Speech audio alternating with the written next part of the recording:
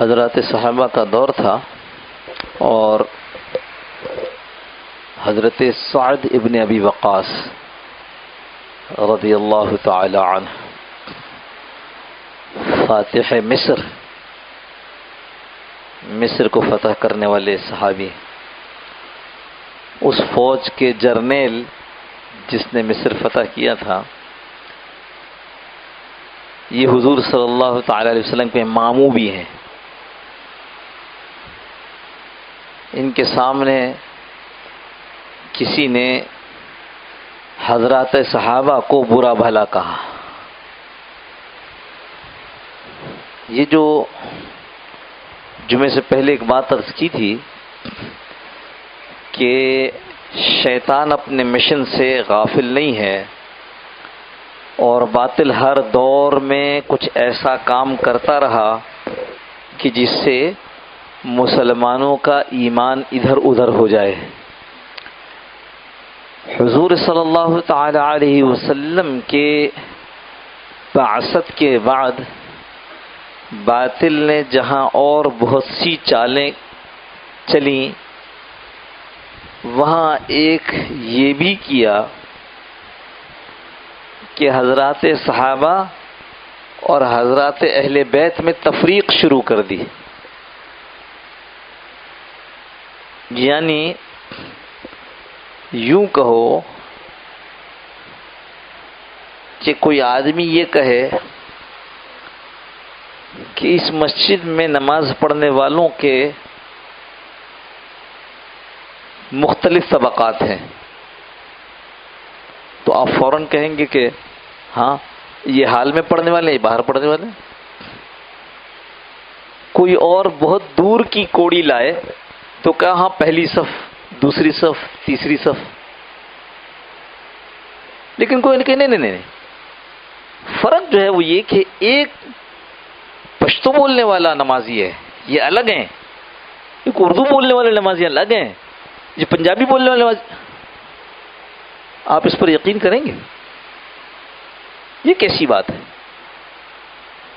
حضرات صحابہ اور حضرات اہل بیت میں تفریق کرنا کہ جو اہل بیت کو مانتا ہے وہ حضرات صحابہ کو نہیں مانتا، جو حضرات صحابہ کی تعریف کرتا ہے وہ حضرات یہ شاخسانہ کھڑا کیا باطل نے۔ یہ جو عرض کر رہا ہوں یہ ہے کہ اللہ کی شان ہے کہ باطل کو اللہ پاک نے قیامت تک کی چھوٹ دی ہے، تو اس نے ایسے ایسے طریقے نکالے ہیں مسلمانوں کو خراب کرنے کے، کیونکہ اس کے سامنے اس کا مشن ہے اور ہمارے سامنے کچھ نہیں ہے۔ تو حضرت سعد ابن ابی وقاص رضی اللہ تعالیٰ عنہ نے پہلے تو اس کو منع کیا کہ دیکھو حضور صلی اللہ تعالیٰ علیہ وسلم کے صحابہ کے بارے میں کچھ نہیں کہنا ہے، کیسے کہے گا کوئی آدمی؟ پھر کہا دیکھو اگر تم میری بات نہیں مانتے ہو تو میں اور تو کچھ نہیں کر سکتے نا، تو اسلامی حکومت کا کام ہے کہ اس پر مواخذہ کرے، صحابہ کو برا بھلا کہنے والوں کا نوٹس لے۔ تو کہا ٹھیک ہے نا، تم نہیں خاموش ہو رہے ہو تو پھر میں تمہارے لیے بد دعا کروں گا۔ اس نے کہا جاؤ تمہاری بد دعا سے کچھ نہیں ہوتا۔ انہوں نے کہا اللہ یہ تیرے پیارے رسول کے پیارے صحابہ کی توہین کر رہا ہے، ان کو برا بھلا کہہ رہا ہے، اے اللہ تو اس کو پکڑا، آج ہی اس پر اپنا قہر نازل فرما دے۔ کہتے یہ آدمی، جو تاریخ میں قصہ آتا ہے، یہ آدمی کچھ دیر کے بعد مسجد سے باہر نکلا ہے، اور باہر جیسے ہی نکلا ہے ایک اونٹ ادھر سے آیا اور اس نے آ کر کے اس کو پکڑا اور پکڑ کر گرایا اور اس کے اوپر بیٹھ گیا۔ اونٹ کسی پر بیٹھ جائے تو کیا ہوگا؟ ختم ہو گیا۔ لوگ فوراً اندر آئے، حضرت سعد ابن ابی وقاص کو کہنے لگے مبارک ہو، اللہ نے آپ کی دعا کو قبول فرما لیا۔ یہ یعنی باطل کو یہ معلوم ہے کہ حضرات صحابہ کو اگر آپ مجروح کر دو گے، اگر آپ ان کو خائن یا خدا نخواستہ بددین ثابت کر دو گے تو پھر سب کچھ ہی ختم ہو جائے گا۔ لہذا شروع سے اس کی کوشش کی ہے کہ وہ جیسے آپ کو ایک اور مثال دے دوں. اگر کوئی آدمی یہ کہے کہ حضرت جو حضرت فاطمہ کو پسند کرتا ہے وہ خدیجہ کو پسند نہ کرے، اور جو حضرت خدیجہ کو پسند کرتا ہے فاطمہ، او بھائی یہ تو دونوں ماں بیٹیاں ہیں، ان میں تفریق کیسی، ان میں موازنہ کیسا؟ تو باطل نے حضرات صحابہ کے اوپر الزام یا بدنام کرنے کے لیے حضرات اہل بیت کو سامنے اس طرح کیا کہ جو ان کا ہے وہ ان کا نہیں ہے، اور جو ان کا ہے وہ ان کا نہیں ہے. نعوذ باللہ من ذالک. اسی کی بات یعنی حضرات صحابہ کو ذرا سوچو.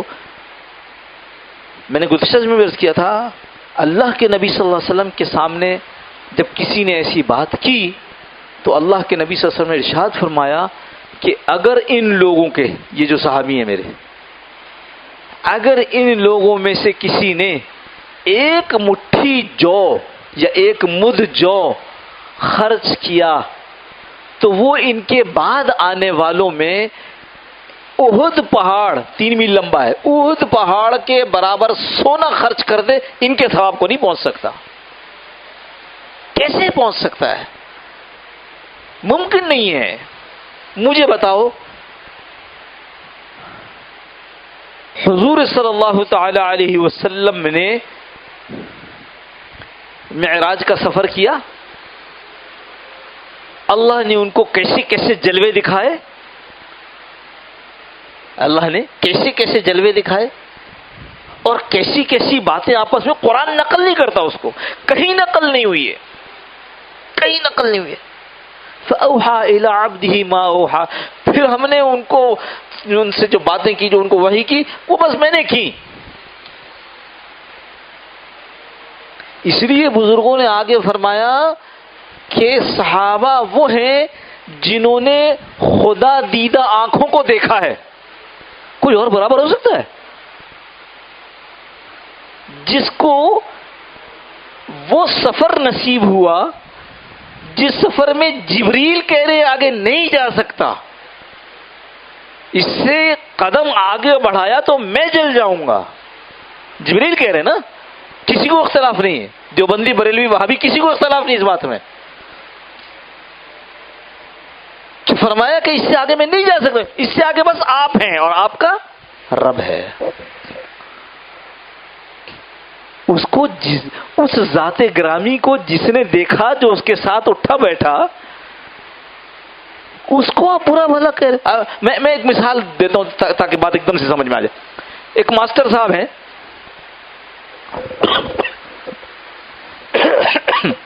ایک ماسٹر صاحب ہیں، 30 شاگرد ہیں ان کے.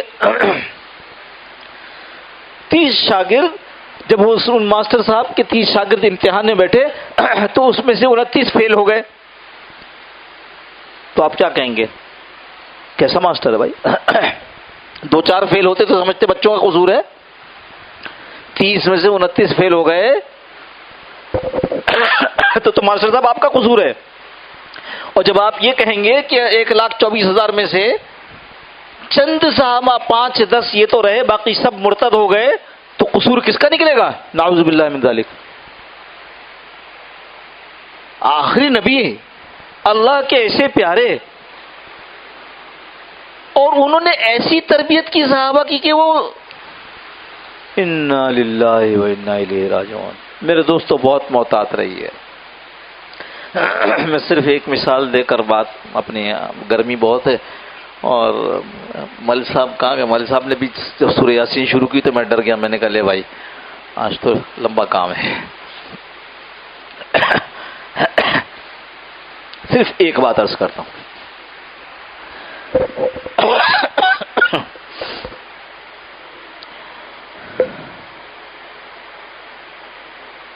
حضور صلی اللہ تعالی علیہ وسلم کے صحابہ جتنے اولیاء اللہ دنیا میں ہیں، گزر گئے، آئیں گے، ان سب سے اونچے درجے کے ہیں. انبیاء کے بعد اولیاء، اور اولیاء میں سب سے اونچا درجہ صحابہ.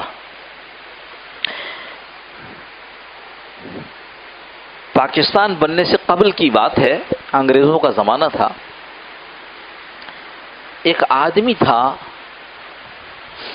جو حضرت امام ابو حنیفہ رحمہ اللہ کو برا بھلا کہتا تھا. اس کے بڑے اس کو ہمیشہ سمجھاتے تھے کہ امام صاحب سے اختلاف اپنی جگہ، ہم امام ابو حنیفہ سے اختلاف رکھتے اپنی جگہ، لیکن امام صاحب کو برا بھلا نہ کہا کرو. وہ ان سے بھی بحث کرتا، کئی مرتبہ کہا ان کے اپنے بزرگوں نے، ان کے جو علماء تھے، کہ دیکھو برا بھلا مت کہو. امام صاحب سے، ان کی رائے سے، ان کے فقہ سے اختلاف اپنی جگہ ہے، برا بھلا مت کہنا. اچھا جب وہ باز نہ آیا تو انہوں نے اپنے لوگوں سے کہا کہ مجھے ڈر لگتا ہے کہ اس آدمی کا خاتمہ خراب نہ ہو جائے، ڈر لگتا ہے اس آدمی کا خاتمہ خراب نہ ہو جائے. اور جو کچھ عرصہ ہوا تو اللہ کی شان اس زمانے میں مرزا غلام احمد نے دعویٰ کر دیا نبوت کا، اور یہ قادیانی ہو گیا. جن لوگوں سے یہ بات مولانا نے فرمائی تھی وہ مولانا کے پاس پہنچے کہ بھائی ہمارا آدمی تھا اور وہ ایک یہ کام تو تھا اس کا کہ وہ یہ کرتا تھا، پر آپ نے کیسے پہلے کہہ دیا کہ مجھے اس کا خاتمہ خراب لگ رہا ہے؟ تو انہوں نے فرمایا دیکھو یاد رکھو، حضور صلی اللہ تعالی وسلم کی حدیث مبارکہ ہے، جو آدمی میرے کسی ولی سے دشمنی کرے گا اس کے مجھ سے اعلان جنگ ہے، میں اعلان جنگ کرتا ہوں اس کے خلاف. جو آدمی میرے کسی ولی سے دشمنی رکھے گا تو میرا اعلان جنگ ہے اس کے خلاف. دو چیزوں میں ہے، ایک سود والے میں اور ایک اولیاء سے مخالفت کرنے والوں میں. تو مجھے یہ ڈر ہوا کہ یہ جتنی شدت کے ساتھ اور جتنی ضد کے ساتھ مخالفت کرتا ہے، ان کو برا بھلا کہتا ہے، تو اللہ کا اعلان جنگ ہے. تو جب کسی کے جنگ اور وہ ہوتا ہے تو آدمی کیا کرتا ہے، اس کے سب سے قیمتی مال کو قبضہ کرتا ہے، سب سے قیمتی مال پر حملہ کرتا ہے. اس کا ایمان، اس کا قیمتی مال تھا، وہ اللہ نے لے لیا. حضرات صحابہ کے بارے میں ڈرنا چاہیے. بعض لوگوں نے کتابیں لکھ دی ہیں ان کے خلاف، ہاں ان کے متعلق عجیب باتیں.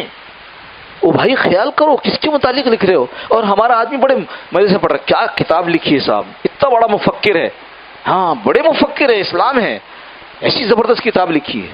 میں نے مثال دی ہے کئی مرتبہ، پھر یاد دلانے کے لیے کہہ رہا ہوں کہ جہاں تاریخ میں کہیں آ گیا کہ حضرت ابوبکر رضی اللہ عنہ نے کہا یوں کرنا چاہیے، تو میں نے کہا نہیں، میرا خیال یہ نہیں یوں کرنا چاہیے. اب دونوں میں اس پر اختلاف ہوا کہ نہیں یوں نہ کرے یوں کر لے، اور پھر اس کے بعد طے ہو گیا. تو اب اس تاریخی چیز کو دیکھ کر اپنی کتاب میں لکھ دیا کہ لگتا ہے کہ ان لوگوں کے اندر سے جاہلیت کی خوشبو گئی نہیں تھی. انا للہ و انا الیہ راجعون. تو جیسے لکھنے والا گناہگار ایسی اس کو پڑھ کر سمجھنے والا گناہگار کہ جی ہاں ایسے ہی تھا. اس لیے پوچھ کر پڑھنا چاہیے. خیر بات کہیں اور چلی جائے گی، صرف یہ عرض کر رہا تھا کہ بہت احتیاط کرنا چاہیے. جیسے کہنے والا گناہگار ہوتا ہے ایسے ان چیزوں کو سننے والا گناہگار ہوتا ہے. اللہ پاک ہماری صحبت اچھی کر دے جہاں ہم اچھی باتیں سنا کریں، اچھی باتیں کہا کریں. ایسی صحبت سے اللہ عافیت کے ساتھ دور کر دے جہاں غلط باتیں ہوتی ہوں، جہاں سننے کو اس طرح کی باتیں ملتی ہوں. اللہم صلی علی سیدنا مولانا محمد النبی وعلی آلہ وسلم تسلیما کثیرا کثیرا. ربنا ولم تغفر لنا وترحمنا لنكونن من الخاسرين. ربنا لا تزغ قلوبنا بعد إذ هديتنا وهب لنا من لدنك رحمة إنك أنت الوهاب. في الدنيا حسنة وفي الآخرة حسنة وقنا عذاب النار. اللهم ربنا آمين سبحان ربك وقربنا إلى ذكر وجهنا وكرهنا من السلام. اللهم ربنا تقبل منا إنك أنت السميع العليم وتب علينا يا مولانا إنك أنت التواب الرحيم. صلى الله تعالى على خير خلقه محمد وآله وسلم برحمتك يا أرحم الراحمين. جزاكم الله خير. السلام عليكم.